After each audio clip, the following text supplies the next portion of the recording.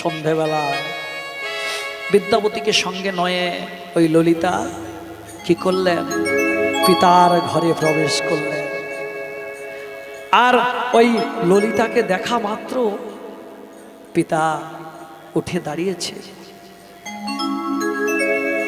বেটি, বেটিয়া, কিরে ভালো আছিস তো? পিতা, পিতা। নয়ন জলে ললিতা ভেসে যাচ্ছে। বাবাকে বলছে, বাবা আজকে আজকে তোমাকে একটি জিনিস চাইবো, দেবে তুমি? বাহ, তুই যে আমার সবেধন নীলমণি রে ললিতা, স্থাবর অস্থাবর যা কিছু রয়েছে সবই তো তোর। বল বল তোর কি চাই? ললিতা তার ওই আঁচলটুকু পেতে দিয়ে পিতাকে বলছে, পিতা আমি আজকে তোমার কাছে। থামলি কেন বল? পিতা তোমার কাছে আমি ভিক্ষা চাইছি। বাহ, আরে বল না, বল, এরকম করে থেমে যাচ্ছিস কেন? পিতা, পিতা তোমাকে তোমার ওই নীলমাধব আমার স্বামীকে দর্শন করাতে হবে না।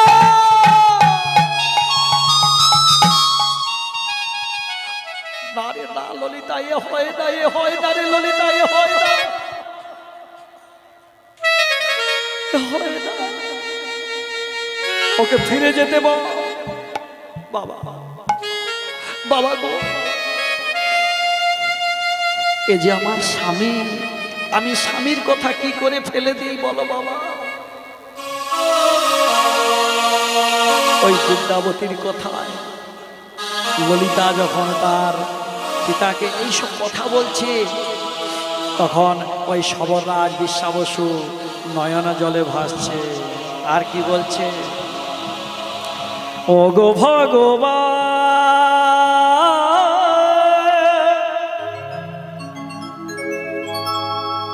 আমি কি তোমার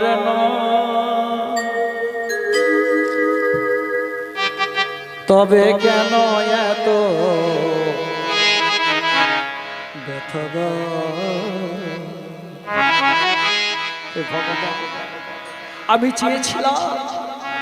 আমি চেয়েছিলাম কাউকেই নীলমাধবের কথা জানতে দেব না, কিন্তু আজকে আমার এমন দুর্ভাগ্য, আজকে এমন দুর্ভাগ্যের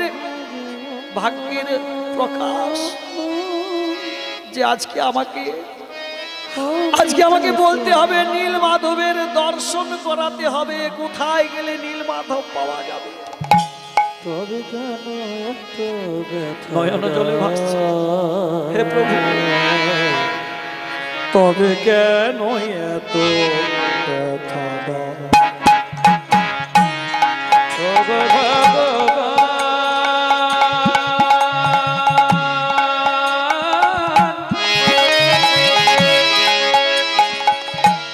আমি কি তোমার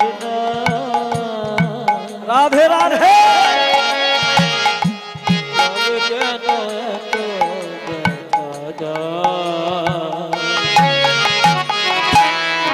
কেন এত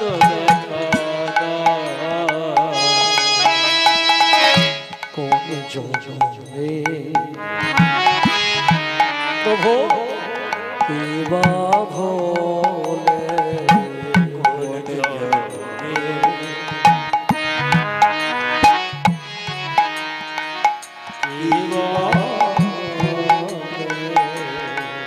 ও প্রভু কোন জলে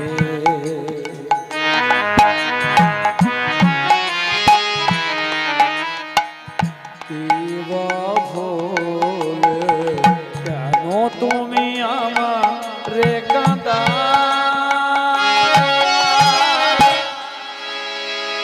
কেন তুমি আমার কাঁদা? ও গো ভগবান, আমি তোমার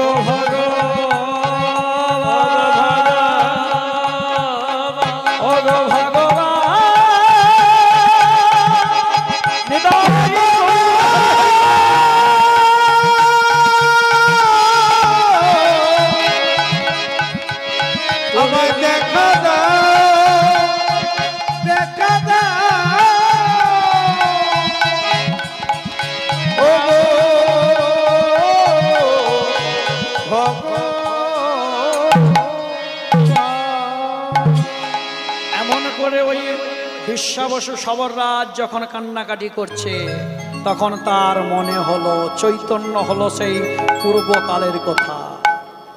আর সেই পূর্বকালের কথা জানতে হলে আমাদেরকে যেতে হবে একটু ত্রেতা যুগে। চলুন ত্রেতা যুগে যাই। একদিন ভগবান রামচন্দ্র তিনি সীতা দেবীকে হারিয়ে বনে বনে ঘুরছে আর চিৎকার করে ডাকছে, হে সীতে, হে সীতে, হে সীতে। সীতা সীতা বলে যখন ডাকছে, তখন হনুমান বললেন, প্রভু প্রভু ওই যদি মাকে উদ্ধার করতে হয় তাহলে এখানে কারুর দ্বারা সম্ভব নয়।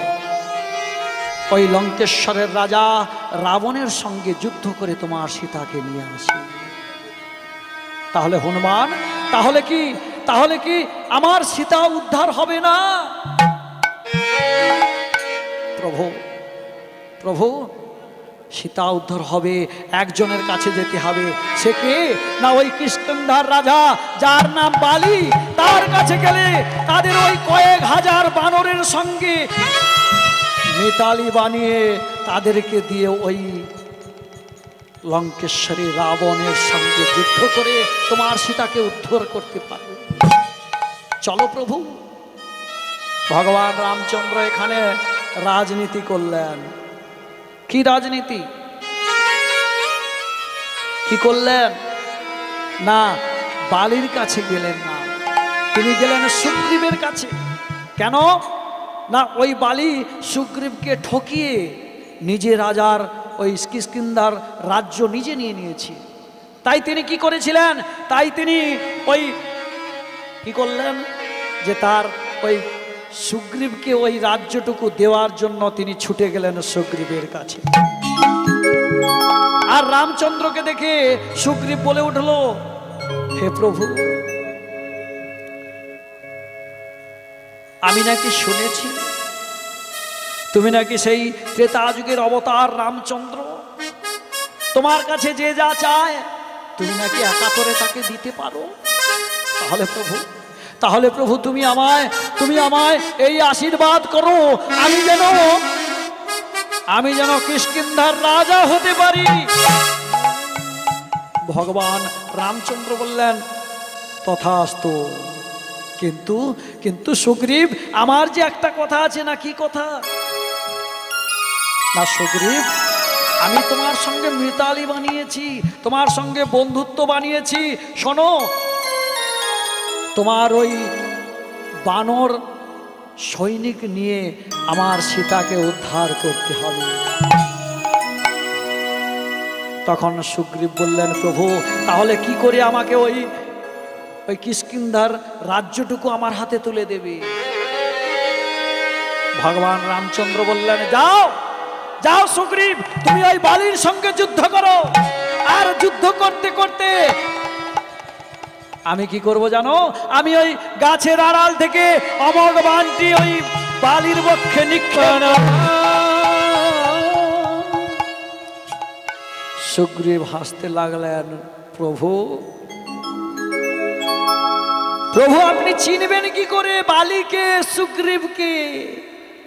একই রকম দেখতে, পাশে দাঁড়ালে কেউ চিনতে পারবে না বালি কোনটা সুগ্রীব কোনটা। কি করবে? ভগবান রামচন্দ্র বললেন, ওহে সুগ্রীব, শোনো, আমার এই বনফুলের মালাটি আমি তোমার গলায় পরিয়ে দিলাম। আর তুমি যাও, তুমি গিয়ে যুদ্ধ করো। আর যুদ্ধ করলে আমি ওই যার গলায় মালা রয়েছে আর যার গলায় মালা নেই তাকেই আমি বধ করব। তাই হলো, যুদ্ধ শুরু হয়ে গেল। যেই না যুদ্ধ শুরু হয়েছে, হঠাৎ বালি আর সুগ্রীবের যখন যুদ্ধ হচ্ছে, সঙ্গে সঙ্গে ভগবান রামচন্দ্র গাছের আড়াল থেকে নিজে কি করলেন? অমোঘ বাণটি নিয়ে সর যোজনা করে নিক্ষেপ করে দিলেন। আর যেই না নিক্ষেপ করে দিল, বালি কি করেছে, ওই বক্ষে স্বরটি যেই না আঘাত হয়েছে, চিৎকার করে বলছে, কে গো?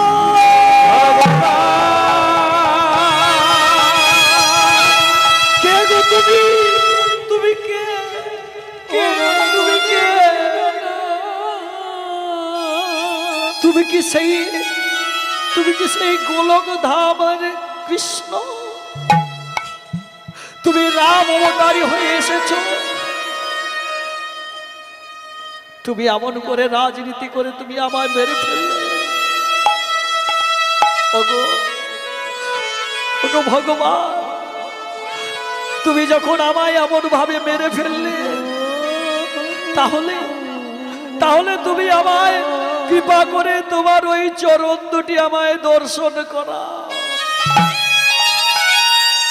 নয়ন জলে ভেসে যায়, তার বক্ষ নয়নে জলে ভেসে ওই মাটিগুলো কাদা হয়ে যাচ্ছে। আর যখন ওই কাঁদছে, আর ওই বানটি নিক্ষেপের পর বক্ষে ধরে নিয়ে যখন কাঁদছে, তখন দূর থেকে ওই বালিপুত্র অঙ্গদ ছুটে ছুটে আসছে। কে গো? কে গো? আমার পিতাকে এমন ভাবে মেরে ফেললে। ছুটে এসে ওই পিতার বক্ষের উপরে আছাড় খেয়ে পড়েছে। আছাড় খেয়ে পড়ে হাউ হাউ করে কাঁদছে, পিতা পিতা পিতা গো, এমন ভাবে তোমায় কে মেরে ফেললো পিতা? পিতা। ওই অঙ্গদ যখন পিতার বক্ষের উপরে যখন মাথা কুটে কুটে কাঁদছে, ভগবান রামচন্দ্র এসে ওই বালির পুত্র অঙ্গদের মাথায় হাত বুলিয়ে বলছে, বলো অঙ্গদ, অঙ্গদ বলো তুমি কি চাও? প্রভু, প্রভু আমার কিছুই চাই না, আমার কিছু চাই না। যদি আমাকে আশীর্বাদ করতে হয়, এই আশীর্বাদ করো প্রভু, যেন আমি পিতৃ হত্যার প্রতিশোধ নিতে পারি। ভগবান রামচন্দ্র বললেন, তথাস্তু। রামচন্দ্র বললেন, কিন্তু অঙ্গদ, এ জন্মে নয়, এ যুগে নয়, এর পরের জন্মে, পরের যুগে, অর্থাৎ দাপর যুগে তুমি হবে জরাব্যাধ। আর তুমি জরাব্যাধ হয়ে তুমি আমার চরণে তোমার ওই বাণটি নিক্ষেপ করবে, আর আমি ওখানেই দেহত্যাগ করব। কেন গো? কেন এ জন্মে না বললেন? অর্থাৎ ত্রেতা যুগে কেন না বললেন? কিসের জন্য? কি গো মায়েরা, আমি শুনেছি নাকি আপনাদের এই কলাবেড়িয়া গ্রামে অনেক কীর্তনীয় আছে, অনেক জ্ঞানদাতা আছে, অনেক পাণ্ডিত্য রয়েছে। হ্যাঁ, কেন ত্রেতা যুগে ওই অঙ্গদ ভগবানকে মারতে পারলো না? কিসের জন্য? কি কারণে রামচন্দ্র বললেন না এ যুগে হবে না, দাপর যুগে হবে? কেন বললেন? কি গো? হরে কৃষ্ণ। না, ভগবান বললেন, ঋষি বাল্মীকি মুনি আমার জন্মের অনেক আগে তার ওই রামায়ণ লিখে শেষ করে দিয়েছিল, আমার জীবন কাহিনীটা লিখে শেষ করে দিয়েছিল। সেখানে লিখেনি যে আমাকে ওই বালিপুত্র অঙ্গদ আমাকে বাণ নিক্ষেপ করে, ওখানে লেখা নেই। তাহলে যখন লেখা নেই, এখানে যদি হয়, তাহলে ওই আর বাল্মীকি মুনির রামায়ণ কেউ অধ্যয়ন করবে না? কি গো, কেউ পড়বে? বলে ওটা তো মিথ্যা, তাই না? তাই তিনি বললেন যে এ জন্মে নয়, এ যুগে নয়, এর পরের যুগে, দাপর যুগে তুমি হবে জরাব্যাধ।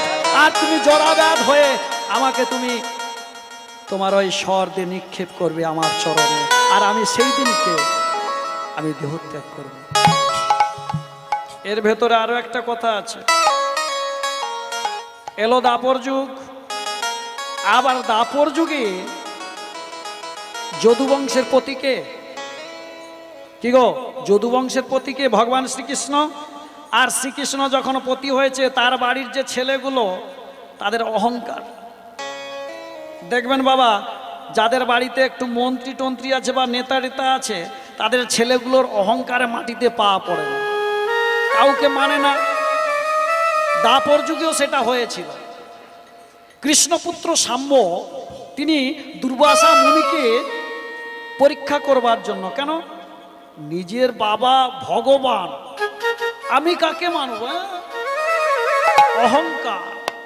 ভগবান তো কারুর অহংকার রাখে না, কারুর গর্ব রাখে না, কারুর অভিমান রাখে না। তাই নিজের অভিমানও নিজে রাখে না। সাম্য কি করলেন না, একটা কড়াই, লোহার কড়াইকে উদরে বেঁধে দিল, বেঁধে দিয়ে তার খেলার সাথীদের সঙ্গে গিয়ে ওই দুর্বাসা মুনিকে পরীক্ষা করছে। বলো, আমি শুনেছি তুমি নাকি ত্রিকালজ্ঞ ঋষি, বলো তো এই মেয়েটার গর্ভে কি আছে, ছেলে হবে না মেয়ে হবে? হে ভক্তিমতী মায়েরা, ভক্তমণ্ডলী বাবারা, আপনাদের কাছে একটি কথা বলবো, চরণ ধরে আপনাদেরকে বলবো, কোনোদিন ব্রাহ্মণ বৈষ্ণবকে, গুরুজনকে পরীক্ষা করবেন না, বিপদে পড়ে যাবেন। তখনকার দিনে অভিশাপ ছিল, এখনকার দিনে মনস্তাপ। যদি একবার মনে তাপ পড়ে যায়, পিতা মাতাকে মানলে না, নয়ন জলে ভাসতে ভাসতে পিতা বা মাতা যদি মনে তাপ দিয়ে দেয়, কি হবে? সব ধ্বংস হয়ে যাবে। খুব সাবধান। তুমি যাহা করিয়ে গেলে আসিয়া হেথায়, সব কিছু লেখা রবে চিত্রগুপ্তের খাতায়। বিচার করিবেন সেই বিধাতা, তার চোখে ফাঁকি দেওয়া কারো চলে না। সাম্য কি করলো না, যখন ওই দুর্বাসা মুনিকে পরীক্ষা করলো, দুর্বাসা মুনি সঙ্গে সঙ্গে কমণ্ডল থেকে জল বের করে বললেন, যা, তোর ওই গর্ভে একটি লোহার মুষল রয়েছে, আর সেই মুদগর থেকে তোর যদুবংশ ধ্বংস। চমকে উঠল। আর ভগবান যে দ্বারকাবতী যদুবংশের রাজা হয়ে বসেছিল সিংহাসনে, সেই সিংহাসনটা টলমল করে উঠল। একই হলো, একই হলো, সবই ভেসে যায়। হঠাৎ সাম্য যখন তার ওই পেটের ভেতর থেকে যখন ওই কড়াইটা বের করতে যাবে, দেখে না কড়াই নেই, কি আছে? লোহার মুদগর, না মানে লোহার মুগর। আমরা প্রচলিত ভাষায় বলি না, মুগরটা নিয়ে আয়, সেই লোহার মুগর। যখনই দেখলো সত্যিকারের লোহার মুগর, তখন ওই মুদগরকে হাতে নিয়ে ছুটতে ছুটতে চললেন পিতার কাছে। ছুটে গিয়ে বললেন, পিতা, ও পিতা, পিতা গো, দেখো দেখো, আমরা এই দুর্বাসা মুনিকে আমরা পরীক্ষা করতে গিয়েছিলাম, কিন্তু আমাদেরকে অভিশাপ করেছে।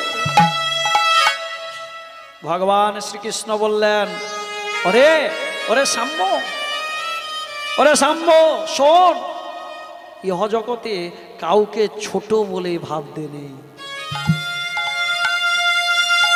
সবার ভেতরে একটা না একটা তার জ্ঞান আছে, গুরুবল আছে।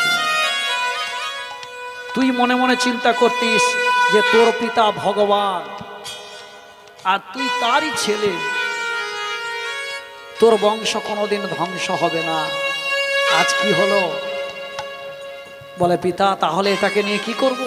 যা, ওটাকে নিয়ে ওই যমুনার জলে নিয়ে যা, নিয়ে গিয়ে ওকে ঘষে ঘষে ঘষে ঘষে ওকে খাইয়ে শেষ করে দে। হলো তাই। ওই যমুনার জলে গিয়ে যখন পাথরের উপরে ঘষছে, ঘষতে ঘষতে ঘষতে ঘষতে ছোট হয়ে এসেছে, সংকীর্ণ হয়ে এসেছে, আর ওটাকে বলছে এটাকে নিয়ে কি করবো? দাও, ফেলে দাও। কি করলো না, ওই নদীর জলে ফেলে দিল। আর যমুনার জলে যখন ফেলে দিল, ওই তলিয়ে তলিয়ে চকচক চকচক করতে করতে যখন তলিয়ে তলিয়ে নিচের দিকে চলে যাচ্ছে, যমুনার গর্ভতলে যখন চলে যাচ্ছে, একটা বোয়াল মাছ কি করেছে, খেয়ে নিয়েছে। আর সেই জরাবেদ ও কি করেছে না, ও জাল দিয়ে ওই বোয়াল মাছটাকে ধরলো, ধরে নিয়ে গেল বাড়িতে নিয়ে গিয়ে বিক্রি করতে যাবে। সেই সময় যখন পেটটা কেটে দেখে না, এর ভিতরে যেন কি একটা এমন কি বস্তু যে চকচক চকচক করছে। মনে মনে চিন্তা করলো, তাহলে এটাকে দিয়ে আমি আমার তীরের ফলা করব। তাই করলেন। আর একদিন সন্ধ্যের সময় তিনি কি করেছেন, যখন ওই বনের মধ্যে মৃগয়া করতে চলেছেন, আর সেই সময় মনে মনে চিন্তা করছে, আজকে তো সন্ধ্যা হয়ে এলো, দিন গড়িয়ে সন্ধ্যা হয়ে এলো, তাহলে কি করে আমি একটা হরিণের খোঁজ পেলাম না, একটা পশুর খোঁজ পেলাম না, তাহলে আজকে আমার সংসার চলবে কি করে।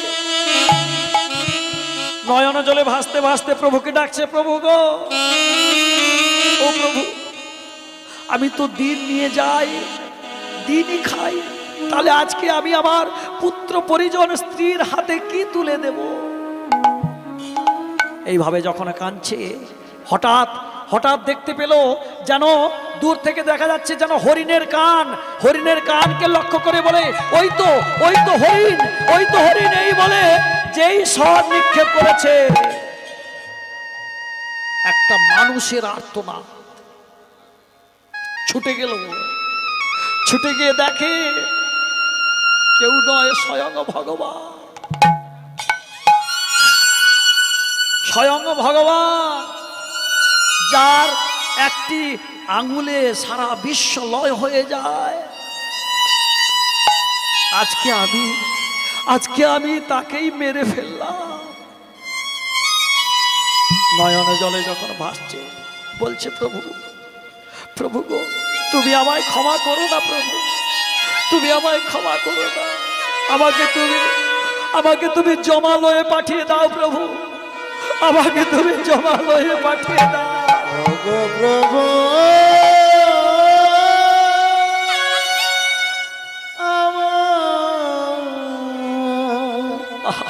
আমায় জমালয়ে পাঠিয়ে দাও। আমি এমন হতভাগ্য, আজকে আমার তীরের ফলায়, আমার তীরের জন্য স্বয়ং ভগবান দেহ ত্যাগ করে। যখন এইভাবে কান্নাকাটি করছে, ভগবান আশীর্বাদ করলেন, যাও, এ বিধির বিধান, এটা ত্রেতা যুগ থেকে হয়ে এসেছে। শোনো, আগত কলিযুগে তুমি হবে সবররাজ বিশ্বাবসু, আর তোমার হাতে পুজো নেব দিবস বেলায়, আর ঠিক রাত্রিবেলায় যত দেবতা মণ্ডলী রয়েছে তাদের হাতে পুজো নেব। তাই হয়েছিল নীলগিরি পর্বতের ভেতরে ওই নীলমাধব স্বয়ং তিনি গিয়ে অধিষ্ঠান করেছিলেন।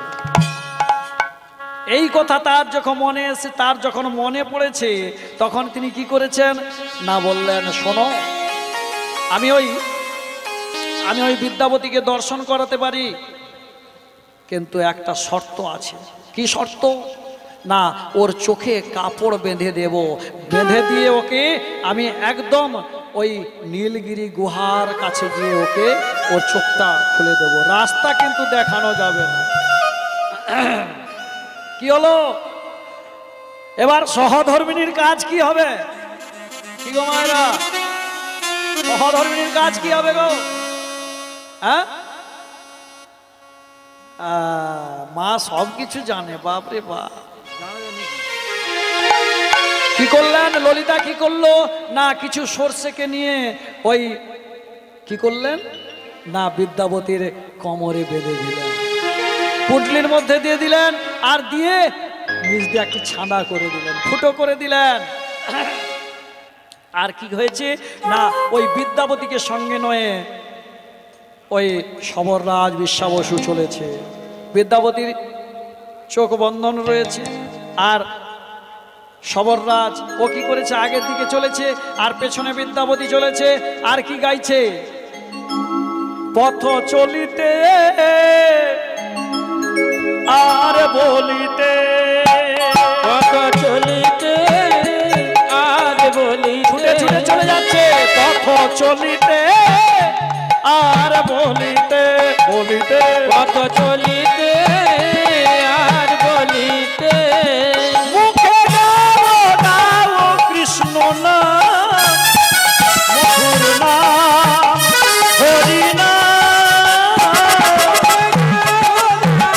কৃষ্ণ নাম, মধুর নাম, হরি নাম। পথ চলিতে আর বলিতে, বলিতে পথ চলিতে আর বলিতে, পথ চলিতে আর বলিতে।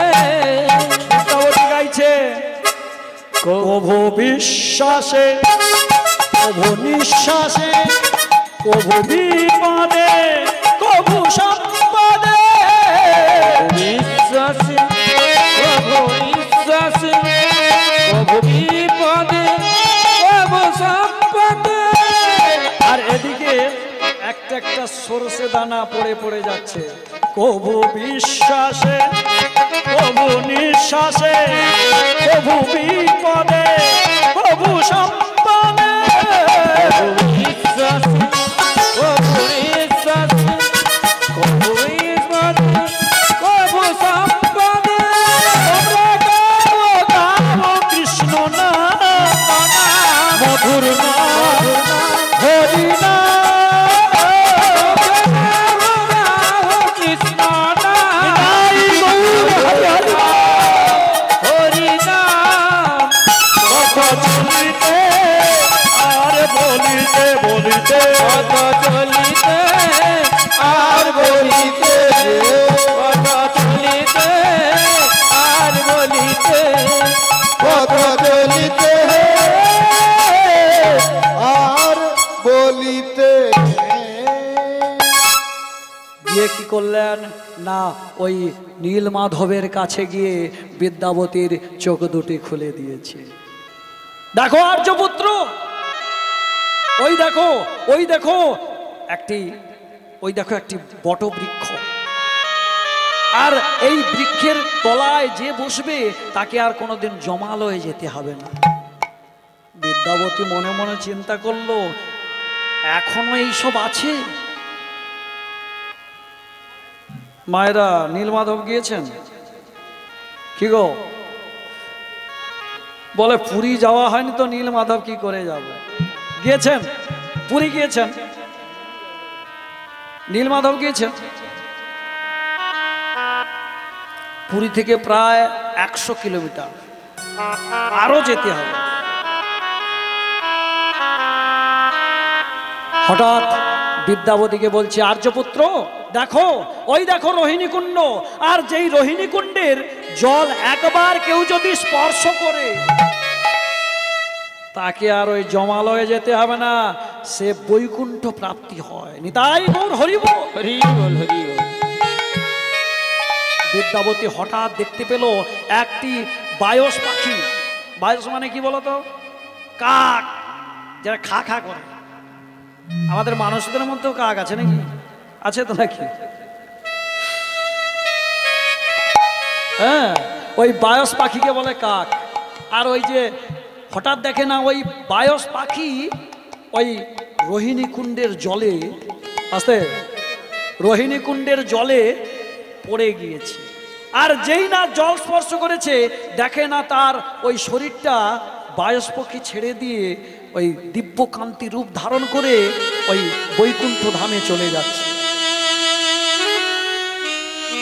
আর্যপুত্র এগিয়ে যাও, এগিয়ে যাও, অনেক বেলা হয়ে যাচ্ছে, তুমি এগিয়ে যাও। হঠাৎ হঠাৎ দেখে না একটি বিশাল আকারের মন্দির, যেখানে দিন রাত্রি কিছুই বোঝা যাবে না। আর এদিকে আর্যপুত্রকে বললেন, দেখো তুমি ওই মন্দিরের নীলমাধবকে দর্শন করো, আর আমি যাই বন থেকে ফুল, বন থেকে ফল নিয়ে এসে আমি ওই নীলমাধবের সেবার জন্য জোগাড় করি। এদিকে নীলমাধবকে দেখে ওই বিদ্যাপতি কেঁদে উঠলেন, প্রভু প্রভু, তুমি নীলগিরি পর্বতের গুহায় তুমি লুকিয়ে আছো, আর তোমাকে খোঁজার জন্য কত জায়গায় ঘুরিয়েছি প্রভু।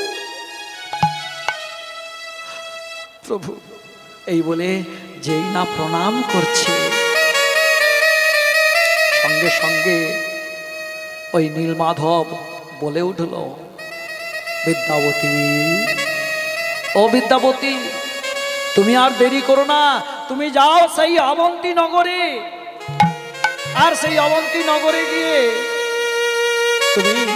তুমি সেই রাজা ইন্দ্রদ্যুম্নকে ডেকে নিয়ে আসো, আমি যে সেখানে সূর্য মন্দিরে প্রতিষ্ঠিত হতে চাই। বিদ্যাপতি ওই নীলমাধবকে প্রণাম করে তিনি ছুটে চললেন কোথায় না সেই অবন্তী নগরে। আর এদিকে বিশ্বাবসু তিনি যখন ওই ফল ফুল সংগ্রহ করে এখানে যখন নীলমাধবের পুজো করবে, হঠাৎ দেখে না আর্যপুত্র এখানে নেই। চিৎকার করে ডাকতে লাগলেন, আর্যপুত্র, আর্যপুত্র। আর্যপুত্রকে যখন দেখলেন না, তখন মনে মনে চিন্তা করলো, তাহলে কি আর্যপুত্র মারা গেছে? আর্যপুত্র কোথায়? কাঁদতে লাগলেন, কেন? আমার মেয়েটার না বুঝি বিধবা হয়।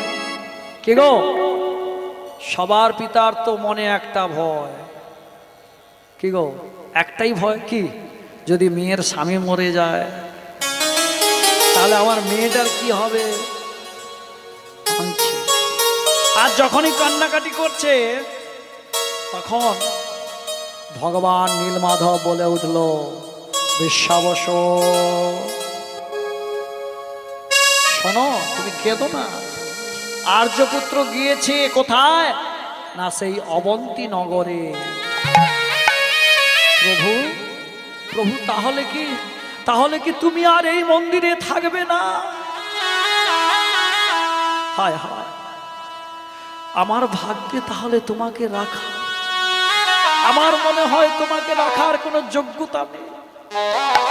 প্রভু, প্রভু, তুমি আমায় কৃপা করে যেমন এসেছিলে, আমার শক্তি নেই যে আমি তোমাকে ধরে রাখবো প্রভু।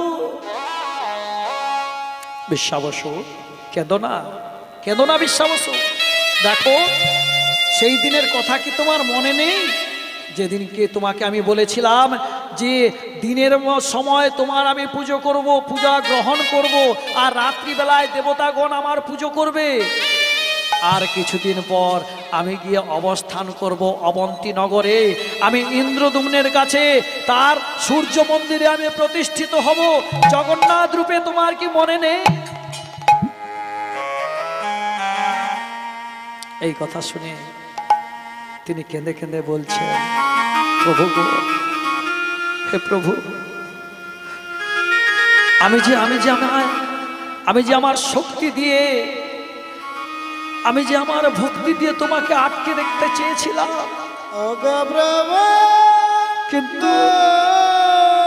কিন্তু আমার ভাগ্যে তা হলো না প্রভু, আমার ভাগ্যে তা হলো, আমার ভাগ্যে বুঝি হলো না প্রভু। আমি এখন কি করি প্রভু? এদিকে বিদ্যাপতি তিনি ওই রাজা মশাইকে অর্থাৎ ইন্দ্রদ্যুম্নকে অবন্তী নগর থেকে ডেকে নিয়ে এলেন। আর ডেকে নিয়ে এসে বিদ্যাপতি কি করলেন, যখন দেখে না নীলমাধব আর মন্দিরে নেই, রাজা মশাই এবং বিদ্যাপতি দুইজন মাটিতে পড়ে গেল। মাটিতে পড়ে গিয়ে হা মাধব বলে কান্নাকাটি করছে। হঠাৎ ভগবান দৈববাণী করলেন, হে ইন্দ্রদ্যুম্ন রাজা, শোনো, আমাকে তোমরা এখানে পাবে না। আমি ওই নীলগিরির ওই সমুদ্রে নীল জলে আমি দারু ব্রহ্মরূপে ওই তিনটি কাঠ রূপে আমি ভাসছি। এই যে মা, ও মা, আচ্ছা ওই জগন্নাথের দেহটা যে তৈরি হয়েছে কি কাঠ দিয়ে? নিম কাঠ? সবার একই মত? নিম কাঠ? চন্দন কাঠ? চন্দন কাঠ না, শাস্ত্রে বললেন দারু বৃক্ষ। ও নীল কাঠও নয় আর চন্দন কাঠও নয়, সেগুন কাঠ নয়, শাল কাঠ নয়, কোনই গাছ নয়, দারু বৃক্ষ। বলে এ কি কথা? হ্যাঁ, আবার ওই বৃক্ষকে নিয়ে আসতে হবে কিভাবে? বৃক্ষকে ওই গাড়িতে করে নিয়ে এলে হবে না, কাঁধে কাঁধেই আসবে। তাহলে 100 কিলোমিটার চিন্তা করুন, কি গো? কাঁধে কাঁধেই আসবে ওই বৃক্ষ, ওই কাষ্ঠ, দারু কাষ্ঠ। ওই 3টি কাঠকে নিয়ে আসা হলো। নিয়ে এসে ইন্দ্রদুম্ন রাজা তিনি মনে মনে চিন্তা করছে, তাহলে কিভাবে এই মূর্তি হবে? কে জানে এই মূর্তির ব্যাপার? হঠাৎ দেখতে পেল তার কাছে একজন ভাস্কর এসে, বৃদ্ধ ভাস্কর এসে উপস্থিত। ভাস্কর মানে হ্যাঁ, মিস্ত্রি যে তৈরি করবে তাকে বলে ভাস্কর। ওই ভাস্কর বলছে, দেখো দেখো, আমি ওই মূর্তি তৈরি করতে পারি, কিন্তু একটা কথা কি জানো? আমি সব কিছু নিয়ে একটা ঘরের মধ্যে দরজা জানলা লাগিয়ে দিয়ে 21 দিন আমি ওই মূর্তিগুলো তৈরি করব। 21 দিন সময় লাগবে। আর যদি এর মাঝখানে যদি কেউ খুলে দেন তাহলে কিন্তু আমি আর এখানে থাকবো না, চলে যাব। এদিকে শুরু হলো, এদিকে দরজা জানলা বন্ধ করে দিয়ে ওই ভাস্কর মূর্তি তৈরি করছে। কিন্তু গুন্ডিচা এখন কান পেতে শুনছে, বলে শব্দ নেই কেন? এখন 15 দিন হতে যায়, গুন্ডিচা গিয়ে বলছে স্বামীকে, ওগো মহারাজ, মনে হয় ওই ভাস্কর মরে গেছে, এতদিন তো খায় নাই, মনে হয় ওই ভাস্কর মারা গেছে। এক কাজ করি, চলো না আমরা দরজাটা খুলে দিই। এই বলে যখন দরজাটি খুলে দিলেন, কি হলো? দেখে না ওই যে মূর্তিটি তৈরি করা হয়েছে অসম্পূর্ণ অবস্থায় ওই মূর্তিগুলো রয়ে আছে। কিরকম? কারোর হাতে আঙুল নেই, কারোর পা নেই, হ্যাঁ, চোখগুলো বড় বড়, দেখলেই ভয় করবে। তখন ইন্দ্রদুম্ন আর ওই গুন্ডিচা রানী তারা চিৎকার করে উঠলো, এ কি হলো, এ কি হলো? তখন দৈববাণী হলো, শোনো শোনো ইন্দ্রদুম্ন, কেঁদো না, দুঃখ করো না, এই মূর্তিটার নাম হবে জগন্নাথ। আর আমার যে ডান পাশে যে রয়েছে সে হলো দাদা বলরাম, আর মাঝখানে যে রয়েছে সে কি না আমার বোন সুভদ্রা। নিয়ে যাও, ওই সূর্য মন্দির তৈরি করো। এবার মন্দিরকে তৈরি করবে, আর বাবার সাধ্য আছে? হ্যাঁ, এখনকার দিনে বড় বড় কীর্তনিয়া বেরিয়েছে, না এই পাশে মন্দির করো, সে বলে সে পাশে মন্দির করো, সে বলে ঈশান কোণে মন্দির করো, সে বলে কার কথা নেবে? সঙ্গে সঙ্গে ভগবান দৈববাণী করলেন, যাও এই তত্ত্বগুলো তুমি নারদের কাছ থেকে শোনো। এবার নারদের কাছে ইন্দ্রদুম্ন রাজা গেল, আর যেই গিয়েছে ইন্দ্রদুম্ন রাজা গিয়ে যেই নারদকে সবকিছু প্রকাশ করলেন, নারদ বললেন এ একমাত্র বিশ্বকর্মা এসে ওই মন্দিরটি তৈরি করবে। ওই যে পুরী ধামের যে মন্দিরটা না, জগন্নাথ মন্দির, সূর্য মন্দির, ওটা বিশ্বকর্মার হাতের মন্দির। সাক্ষাৎ ভগবান এখনো রয়েছে, যদি পারেন গিয়ে দেখে আসুন। শুধু তাই নয়, ওই জগন্নাথের মূর্তির ঠিক আগের দিকে একটি গরুর স্তম্ভ রয়েছে, যে স্তম্ভটি ভগবান গৌরহরি সদাই ওই স্তম্ভটিকে হাত দিয়ে, তার এখনো হাতের ছাপ আছে বাবা, গৌরহরির হাতের ছাপ এখনো রয়েছে। ওই হাতটি রেখে স্তম্ভের মধ্যে হাতটি দিয়ে জগন্নাথকে দর্শন করত এক পলকে, আর নয়ন জলে বিগলিত হয়ে কান্ত আর ভগবানকে ডাকত। শুধু তাই নয়, আর ওখানে যে শ্মশানটা আছে না, যেখানে মরিগুলো দাহ হয়, সেটা কি জানেন? হ্যাঁ, স্বর্গদ্বার। কেন না, ওখানেই ব্রহ্মা এসেছিল প্রতিষ্ঠা করবার জন্য, জগন্নাথের প্রতিষ্ঠা করবার জন্য। ওখানেই দেবতা মণ্ডলীকে নিয়ে ওখানেই নেমেছিল স্বর্গ থেকে।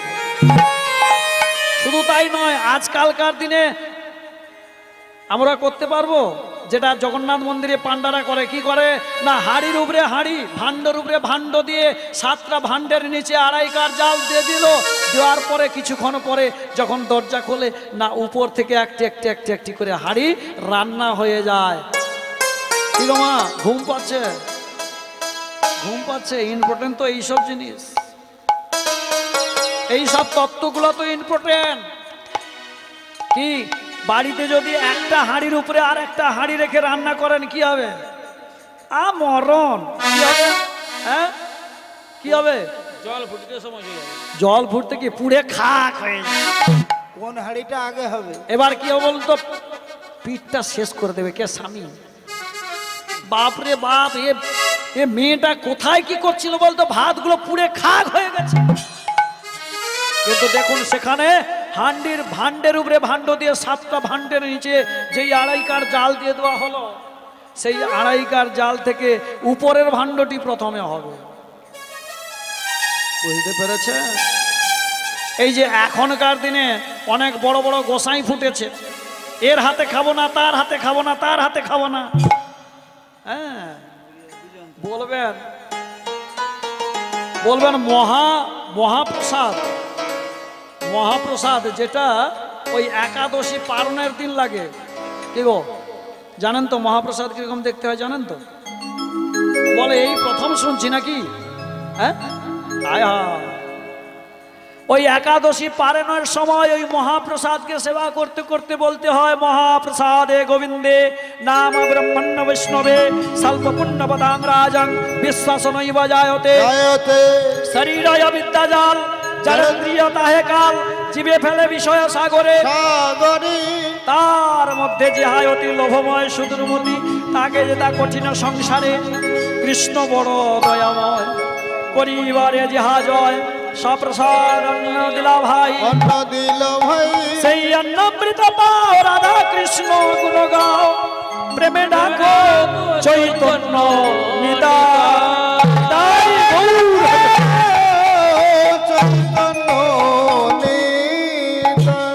সেই মহাপ্রসাদরা কিভাবে তৈরি হয় জানেন? ওই কুকুরও খাচ্ছে আর মুসলমানও খাচ্ছে, যে কোনো ধর্মের মানুষ গিয়েই সেবা করছে। হ্যাঁ, ওটাকে ভালো করে ঝাড় দিয়ে নিয়ে এসে ওটাকে মহাপ্রসাদে পরিণত হচ্ছে। আর এখানে জাতপাত নিয়ে আমরা মরছি। একটাই জিনিস কি, দীক্ষা নিলেই তার হাতে সেবা করা যাবে। এবার তোমাকে দীক্ষা নিতে হবে। দীক্ষা না নিলে তোমার হাতের জল কিন্তু শুদ্ধ নয়, মূত্র সমান। তোমার হাতের খাবারটা কি না, বিষ্ঠার সমান, মানে পায়খানার সমান। এবার কেমন লাগে বলুন তো? আপনি দীক্ষা নিলেন না, কিন্তু বৈষ্ণব ব্রাহ্মণকে সেবা দিলেন, কি হবে? হ্যাঁ, এটা ঠিক, দীক্ষা নেওয়ার পর সেবা দেবেন। কিন্তু দেখা গেল এই যে আজকালকার দিনে বলে, বাবু পসরা কীর্তন শেষ হয় কটায়? 3টে, 3:30। হ্যাঁ, এবার শেষ হওয়ার পর বৈষ্ণবরা যে সেবা করবে তার কোনো সিদ্ধান্ত নেই। এখানে কাদা গড়াগড়ি, ধুলা মাখরে, আনন্দ ভরে, এই তো বোঝে। আর ওরা কি করেছে না, যেখানে সেখানে দুটি খেতে পারলেই বাঁচে। পরিস্থিতি খুব খারাপ। কেন? আদর করে ডেকে নিয়ে এলাম, কি গো, শ্রদ্ধা করে নিয়ে এলাম, কিন্তু দেখা গেল শেষের সময় আর শ্রদ্ধা নেই। বলে ও বিদায়টি দিয়ে দিলে চলে গেলে অনেক পাপ মুক্তি হবে। দেখবেন না, ভগবানকে আনতে যাওয়ার সময় বলে সবাই মিলে যাব, কিন্তু যখন ছাড়তে যাওয়া হয়, ও তুই যা না রে, হ্যাঁ তুই কি করবি, যা। তাহলে আমাদের ভক্তিটা কোথায় গিয়ে দাঁড়িয়েছে দেখো। শুধু তাই নয়, এই যে জগন্নাথ মন্দিরের উপর দিয়ে কোনো পাখি, কোনো প্লেন, কোনো উড়োজাহাজ উড়ে যেতে পারে না। শুধু তাই নয়, ওই যে জগন্নাথ মন্দিরে ওই যে উপরে যে চক্রটি রয়েছে ওটা হলো সুদর্শন চক্র। যে দিক থেকে তাকাবেন দেখবেন যেন তো আপনার দিকেই তাকিয়ে আছে, আপনার দিকে সুদর্শন চক্রটি আছে, যে দিক থেকেই আপনি তাকাবেন। তাহলে এমন মহিমা। শুধু তাই নয়, একাদশীর দিন আড়াই কিলো, হ্যাঁ 2.5 কিলো ঘিত দিয়ে ওখানে একটি প্রদীপ জ্বালানো হয় মন্দিরের উপরে। শুধু তাই নয়, ওই যে ধ্বজ প্রত্যেক দিন পাল্টানো হবে। আর ওই ধ্বজগুলো কে পাল্টায় বলুন তো? এই যে ললিতার বংশধর, ওরা ধ্বজ পাল্টাবে, ওরা মন্দির ধুয়ে দেবে, ওরাও পান্ডা। আর পুজো আচ্ছাদি কারা করে? পুজো আচ্ছাদি করে ওই বিদ্যাবতীর প্রথম যে বিয়ে করেছিল মাধবীর ছেলেগুলো, তারা ওই পুজো অর্চনা করবে। ইন্দ্রদ্যুম্ন একদিন ভগবানকে বললেন, প্রভু তুমি তো আমার মন্দিরে অধিষ্ঠাত্র হয়েছ, প্রতিষ্ঠিত হয়েছ, তাহলে আমার তো 18 জন ছেলে, আমি কি আশীর্বাদ নেব প্রভু? ভগবান বললেন, বলো বলো ইন্দ্রদ্যুম্ন তুমি কি চাও, আমি তোমায় 2 হাত ভরে আশীর্বাদ দিতে পারি। বলে, প্রভু যদি আমায় এই আশীর্বাদ দেবে তাহলে একটি আশীর্বাদ দাও, আমার 18 জন ছেলে যেন মারা যায়। বলে, কি বললেন, কি বললে ইন্দ্রদ্যুম্ন? হ্যাঁ এটা কি করে হয়? আমি ভাবছিলাম, আমি জেনেছিলাম বা আমি চেয়েছিলাম যে তুমি আরো কিছু চাইবে, এ কি কথা বলছো? না প্রভু, এই আগত কলিযুগে আমার 18 জন পুত্র আর আপনি একাই, তাহলে তোমাকে নিয়ে আমার 18 জন পুত্র ব্যবসা শুরু করবে। 18 জন পুত্র, তার প্রত্যেকের একদিন করে যদি পালি পড়ে, কি গো, একদিন যদি একজন নিয়ে ঠাকুর যদি নিয়ে যায় বা পুজো করে, ব্যবসা শুরু করবে। তার থেকে এক কাজ করো, আমার 18 জন পুত্রকে মেরে ফেলবে। কাঁদতে কাঁদতে বললেন, প্রভু আমি যে আশীর্বাদ চাইলাম আপনি তো দিবেন, কিন্তু আর একটা আশীর্বাদ দেন। কি না, ওই 18টি পুত্র থেকে যেন আমার 18 নালা হয়ে যায়। আর ওই জগন্নাথ মন্দিরে যে ভক্তরা দেখতে আসবে, দর্শন করতে আসবে, তাদের চরণধুলি যেন ওই 18 নালার উপর দিয়ে ওই যেতে পারে, ওই চরণধুলিগুলো যেন ওদের মস্তকে পড়ে। ভগবান বললেন, তথাস্তু, যাও যাও ইন্দ্রদ্যুম্ন, তোমার মনোবাসনা পূর্ণ হোক। তাই হলো বাবা। যাই হোক, সবার তো মিটমিটানিয়া ঝিমঝিমানি এসে গেছে, এইখানেই রেখে দিই নাকি? আরো হবে, কে শুনবে বাবা? আমি বকতে থাকবো, আপনারা ঘুমোতে থাকবেন। আপনি একাই জেগে আছেন, ভক্তিমতী মা, এই 3 জন তো ঝিমঝিমানি মিটমিটানি টিপটিপানি আরম্ভ হয়ে গেছে। যাই হোক, এখানেই হলো জগন্নাথের মিলন। সবাই ভালো থাকুন। আজি ভক্ত আরে ভগবানের মিলন মাধুরী, ভক্ত আরে ভগবানের মিলন মাধুরী, চাঁদ বদনে সবাই মিলে বলো হরি হরি, চাঁদ বদনে সবাই মিলে বলুন হরি হরি। এবার জয় সচিনন্দন জয় গৌর হরি, জয় সচিনন্দন জয় গৌর হরি। আজি বিষ্ণুপ্রিয়ার প্রাণ ধন নদিয়া বিহারী, বিষ্ণুপ্রিয়ার প্রাণ ধন নদিয়া বিহারী। হরে কৃষ্ণ কৃষ্ণ কৃষ্ণ হরে হরে, হরে রাম রাম রাম হরে হরে কৃষ্ণ কৃষ্ণ কৃষ্ণ হরে হরে, হরে রাম হরে রাম হরে হরে হরে, হরে কৃষ্ণ কৃষ্ণ কৃষ্ণ হরে হরে, হরে রাম রাম রাম হরে হরে। তাই গৌর প্রেমানন্দে হরি হরি বল, হরি হরি বল, হরি হরি বল।